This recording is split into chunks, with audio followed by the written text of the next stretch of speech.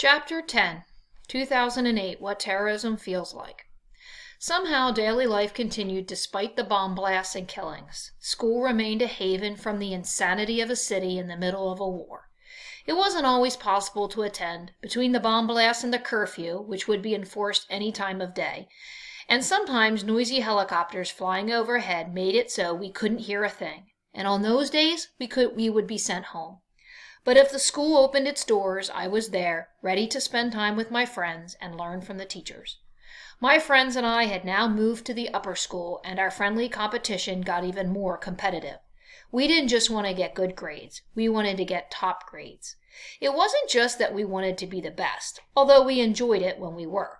It was because when our teachers, like Miss Ufot in primary school, said excellent or well done, our hearts would fly. Because when a teacher appreciates you, you think, I am something. In a society where people believe girls are weak and not capable of anything except cooking and cleaning, you think, I have a talent. When a teacher tells you that all great leaders and scientists were once children too, you think, maybe we can be the great ones tomorrow.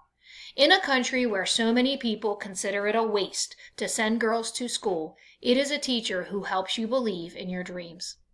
And I had found a great new teacher in our upper school headmistress, Madame Marian. She was bright and independent, everything I wanted to be. She had been to college. She had a job earning her own wage. Now that we were in upper school, the subjects became more difficult. We took algebra, chemistry, and my favorite, physics. And even though our teachers had only a blackboard and chalk, we were free to go as far as our curiosity would take us. When we were learning about chemistry, one girl stopped the class to ask a question. If everything is made up of atoms, what are atoms made of? Another asked, if electrons are constantly moving, then why isn't this chair I'm sitting on moving? The teacher put aside the day's lessons, and we all asked questions to our heart's content. But mostly what we talked about those days was the Army and the Taliban. All of the people of SWAT were caught in the middle. One friend used to like to annoy me by saying, Taliban is good, Army not good. And I would always reply, when you are caught between military and militants, there is no good. The trips from school had become tense and frightening, and I just wanted to relax once I was safely inside my home. One day I arrived ahead of my brothers, thrilled I didn't have to fight with Cushall for the remote for once, and settled in to watch my new favorite show, Sherat, which means making mischief. It was just a Bollywood comedy, but I loved it. I turned on the TV, and all I got was static. I switched stations, more static. I tried every station, nothing but static. At first I thought it was another annoying power outage. We'd been having them every day. But that night we found out that Fazlullah's men had switched off all the cable channels. They said that TV was haram. It showed the Western world, where women had love affairs and do not cover their hair. With nothing left to watch but the official government television channel, we were all but cut off from the outside world. Fazlullah, meanwhile, kept broadcasting his sermons. Girls should stay at home, he preached. We did our best to ignore him until the day I came home to find my father with his head in his hands. Oh, Johnny, he said, the world has gone mad. Fazlullah and his men have blown up the girls' school in Mata. My heart dropped. The school Fazlullah had destroyed was a primary school, not even a school that taught teenagers. He had bombed the school at night when it was empty. But how cruel this man was, hurling firebombs at a place where little children wanted only to learn to read and write and add. Why, I wondered, why was a school building such a threat to the Taliban? I whispered a quick prayer for the children who'd lost their school and another to protect the Cushall school. Please, God, I prayed, help us to protect our valley and to stop this violence. Every day, Fazlullah's men struck a new target, stores, roads, bridges, and schools. Most of the attacks were outside Mingora, but soon they got closer and closer. One day, I was in the kitchen cleaning dishes, despite my best efforts to avoid them, and a bomb went off so close that the whole house rattled, and the fan over the window fell. Before I could even react, the power went out. I learned that this was how it happened. Bomb, then darkness. The Taliban bombed us, and then the power went out for an hour, at least. A few days later, the Taliban struck again. A funeral for one of the victims of their last attack was being held in a nearby building. As the mourners gathered to pay their respect, a suicide bomber blasted himself. More than 55 people were killed, including members of Moniba's family.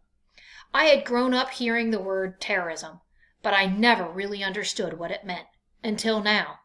Terrorism is different from war, where soldiers face one another in battle. Terrorism is fear all around you. It is going to sleep at night and not knowing what horrors the next day will bring. It is huddling with your family in the centermost room in your home because you've all decided it's the safest place to be. It is walking down your own street and not knowing whom you can trust. Terrorism is the fear that when your father walks out the door in the morning, he won't come back at night. Now the enemy was everywhere, and the attacks came out of nowhere.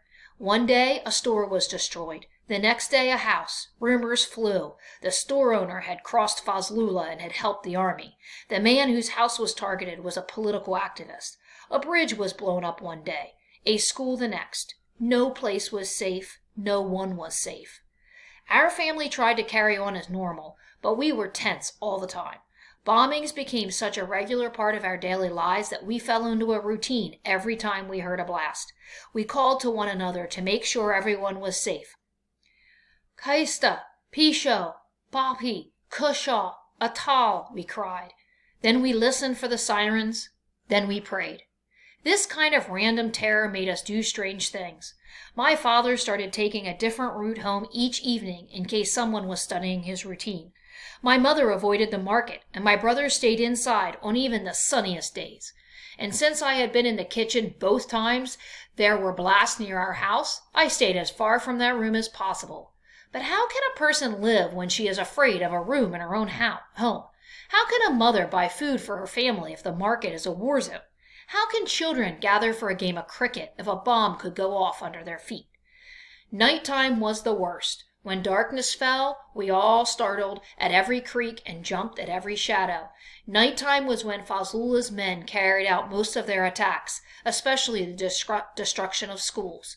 So every morning before I rounded the corner on the way to the Kushal school, I closed my eyes and said a prayer, afraid to open them in case the school had been reduced to rubble overnight. This was what terrorism felt like. In 2008 alone, the Taliban bombed 200 schools.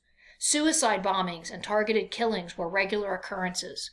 Music shops closed, daughters and sisters were prevented from going to school, and during the month of Ramadan we had no power or gas in Mingora because Fazlullah's men had blasted the electricity grid and the gas line. One night, when a blast hit especially close to our home, I went to my father's side. "Are you scared now?" I asked. "At night our fear is strong, Johnny," he said.